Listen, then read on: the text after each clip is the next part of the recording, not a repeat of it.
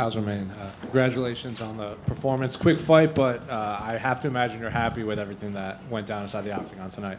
Oh yeah, I'm on cloud nine still. They just showed me a replay how I reacted after the win, and I didn't remember doing any of that. You know, I kind of like blacked out. It was this is a very important moment for me, man. I worked so hard to get here and to get back to this position and to do what I did.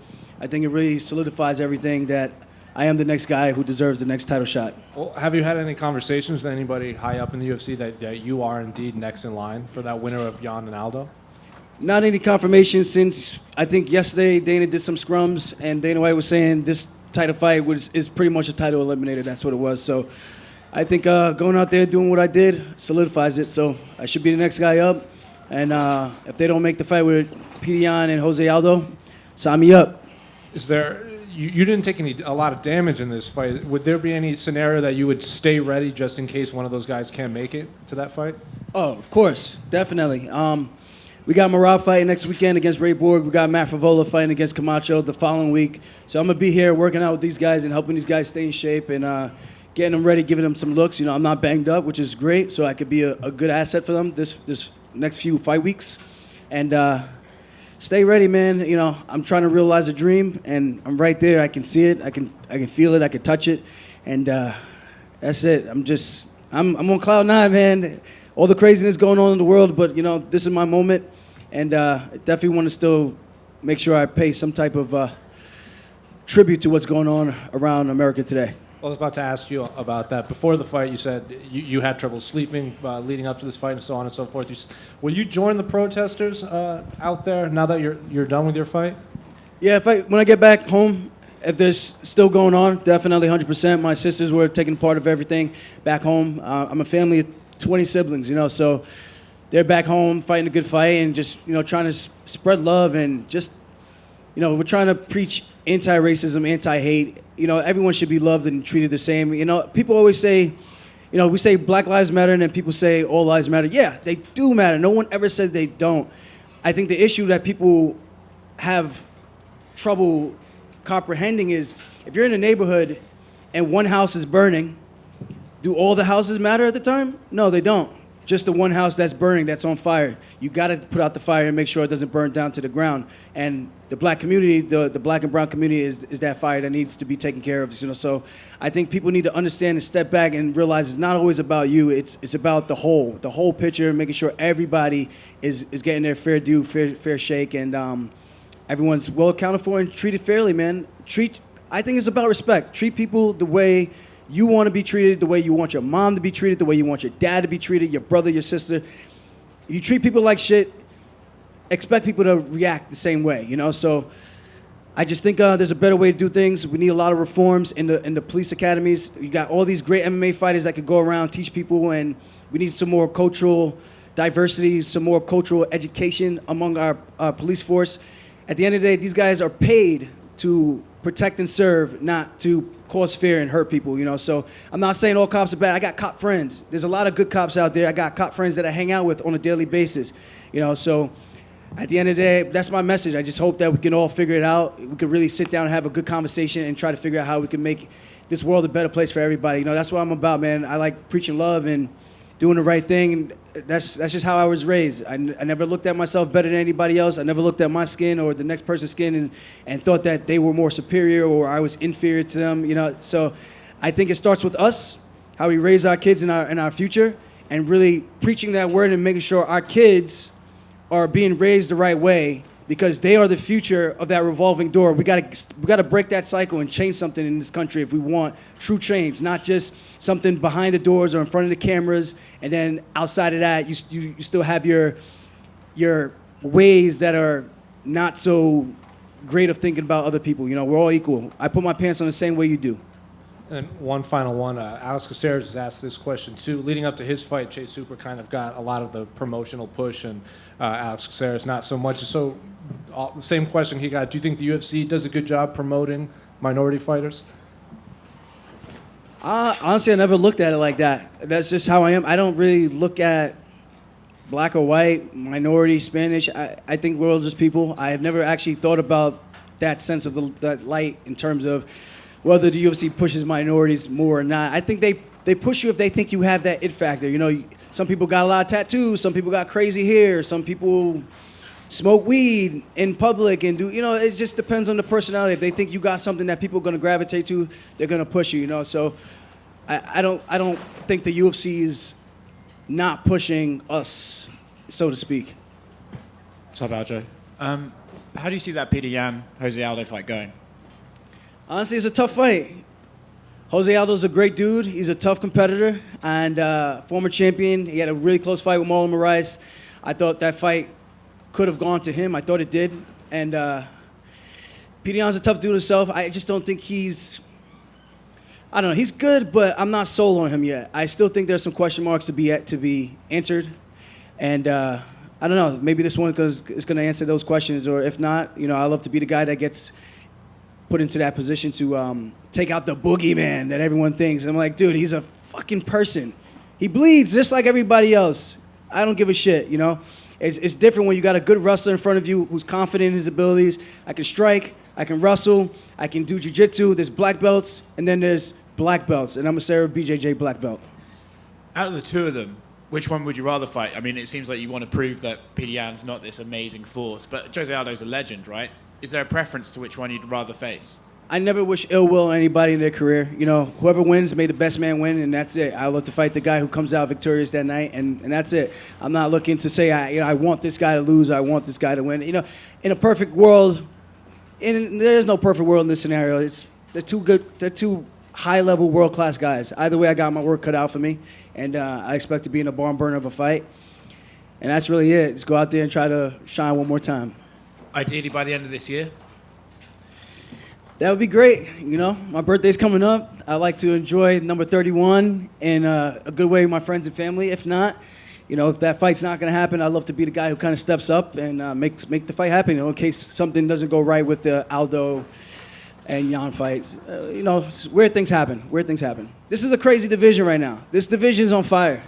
Everyone's paying attention. People can punch, people can knock people out, people can choke people the fuck out. It's a fun time to be a bantamweight. Good one. Congrats.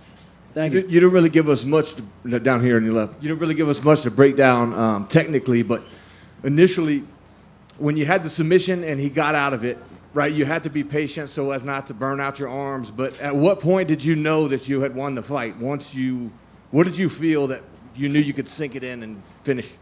Once I propped up on my right elbow, and I was going over this with our coach, Jason Rao, one of our coaches at Sarah BJJ. He's a phenomenal grappler, world-class man, and I knew I had him dead to rights, and it was a matter of whether or not he was going to tap or just go to sleep. You know, he had the warrior spirit. He fought all the way through, and he went to sleep on his shield, and much respect to that, man. Most people would have tapped, you know, but I'm going to break it down on my podcast, The Weekly Scrap, so check out my YouTube channel. That's a plug. Yeah, he's a super tough guy, man. Were you surprised? I mean, it doesn't matter how good you are. Somebody comes out the way you did, and you're all over him. Like, you really can't get out of that rut, and you just gave him no opportunity to do that. Was that your game plan, was just to go right out, or was just something you felt in the moment? Yeah, I had restless nights thinking multiple ways how this fight could have played out, and one of them was, you know, trading with him, going to war. Both of us ended up in the hospital. And then the other one was like, why not just fucking wrestle this guy? This guy clearly gives up his back. He gives up takedowns. And I know he's a good grappler. He's got a good Kimura lock defense that he does whenever he is in a threat of a takedown. But I knew my grappling was on another level. I was like, the art of Sun Tzu, man, you know, take the path of least resistance. And I did that tonight. And I tell people, man, it's not fluff. I don't like to hype myself up. I just believe in my training, believe in what my team is telling me. And I think everyone's going to realize in this division, if I get a hold of your legs and I take you down, you're in for a long motherfucking night. Congratulations on the victory, Aljamain. Curious to know, a couple days ago when you entered the octagon and you felt around and it was a smaller octagon than what you're used to, did that change the strategy for this fight at all whatsoever, quicker to get to him in the round? No, I think it makes it worse for my opponents, honestly. I think you got some of these guys, they're heavy hitters. You know, that's always a threat. But I think I got pretty solid awareness, pretty good head movement. The main thing that I was concerned about with Sandhagen was stepping into a knee, shooting into a knee if I didn't set it up the right way, and that was the main thing I focused on. I was like, dude, as long as you're aware, you use your level changes, you use your feints. His coach said, he's just looking to wrestle, and I made sure I told him, yep, I am. And I hope you're ready to wrestle too, because that's what we're going to do. So I think wrestling really dictates the pace of the fight. And, I wasn't the greatest wrestler coming out of high school and college, but, I two-time All-American D3. And, I think I got a very unorthodox style, and it's been beneficial thus far, man. So far, if it ain't broke, don't fix it. I'm glad I got my wrist fixed. Now I can get back to my takedown ways. Before I was kind of forced to stand because I couldn't really maintain the grip with the takedowns, but I'm back, baby. The backpack is back. I was going to get to that. A couple of months ago when we spoke at the PI, you were still recovering from that wrist surgery. Was it 100% for this fight recovered? Nah, strength-wise, yes. I'm probably not all the way 100%, but I can grip, I can squeeze, I can lock people down. It makes it harder for them to 2-on-1 and break my grip. I pride myself on doing farmer carries with 100-pound dumbbells, 110-pound dumbbells, and then I had to drop down to about 60. So can you imagine the deficit in that, how much that really affected my training and what I'm used to doing out there? So to be able to get back up to that and start to build that, my wrist range of motion, this is the most range of motion I have in my wrist right now. So definitely limited. I'm going to stay on it, and hopefully for the next one I'll have everything back to as close to 100% as possible. At the end of the day, man, it's a fight. No one's 100%, and it's a battle about the mental. It's the mental, man. Everything is up here. You won the bet. We'll keep our word. Oh, we got to shave that thing. We got to shave that thing. Aljo, Jim Greashopper, cage side seat. Just one for me. It's interesting in sports when we see a champion enter that zone. Feels like you're entering that zone right now where everything's coming together physically, mentally, confidence, humility, even your social awareness. There's something about you right now. There's an air about you that it just keeps getting bigger and bigger. How would you describe that zone that you're entering, and how would you describe the growth that you've experienced as you've entered that zone over the last year or so? It's surreal, man, just watching my journey to get here. I've had some, not embarrassing, but to me, embarrassing losses where it was just like, I know I'm better than that, and my skill set, my abilities, and just kind of coming up short. But, I took the long road. We came back. We worked our asses off. We got back to this position, and just having confidence in myself and never losing faith. I think that's what it's all about, man. It's so easy to beat yourself up. You lose one fight, and you can hit rock bottom. And I've lost probably one of the worst ways possible, 1 minute, Marlon Moraes, I get dropped. I almost get a nasty triangle armbar from my back in a scuffle, and I get up, I'm over anxious, and I no respect for anything, and I just shoot in, not setting anything up, and I go out cold. And doing the dab, everyone making fun of that or whatever. So one of the most embarrassing ways to lose is, but you know what? I put my head down, I kept working. I'm a blue-collar guy, man. I'm a hard worker. I work for everything I have, and I pride myself on that, just my work ethic, and no one will outwork me. That's one thing I truly do believe in. If you're on that treadmill next to me, just know you're getting off before I get off the treadmill. Aljamain, straight down in the middle.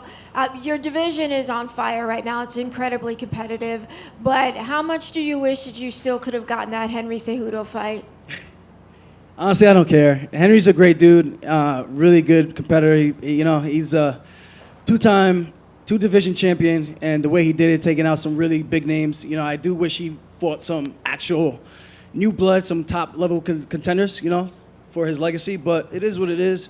It would be nice eventually if, I win the belt, perfect world, he comes back, comes out of retirement, and we have a big payday fight. So that's the way I'm kind of looking at things. This bantamweight division's on fire. It's going to go on without him, and I'm pretty sure he's going to get that itch and want to come back. There's a lot of good guys out here right now, and it's an exciting time to be a bantamweight. You got the O'Malley's coming up. Garbrandt just came back with a big win. Stamen went up to 45. He took out Kelleher from Long Island. I train one of my training partners. We kind of do a lot of cross training, and that's a guy who was riding a 3-fight win streak. So you got Marab Dishvili, my teammate. This is an exciting time. Rob Font, all these guys. Everyone's so good. Marlon Moraes, Pedion. I could go on and on. Dominic Cruz is ranked 12th. That says something, So this division's on fire, and I'm just happy to be one of the guys who's leading that pack right now. Thank you, guys. Stay safe and drink tequila.